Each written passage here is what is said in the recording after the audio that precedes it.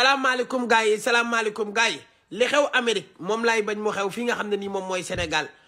P Diddy yéen ñëpp xam ngeen ko ab producteur la maanaam boo bëggee way da lay produire pour ñu yàkkamti Sénégal rek yàkkamti bëgg a way ñu leen def production à 4 heures moom nag ñi mu produire yëpp da leen doon violé di leen kat na Rihanna kat na Justin Bieber kat na Burna Boy ñi moo kat la bëri ba pare moom da ci daan boole tamit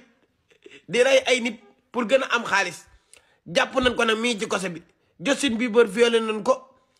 violé na Burna Boy violé na Rihanna violé na ñoom ñëpp ban ubbee këram danoo fekk ay bitéelu diw yoo xamante nii ay bitéelu diw yoo xam ne yi ni def ci taat la pour commencer kat moom daal fi mu toll jàpp nañ ko ci kaso bi téy leen ci occasion yi baana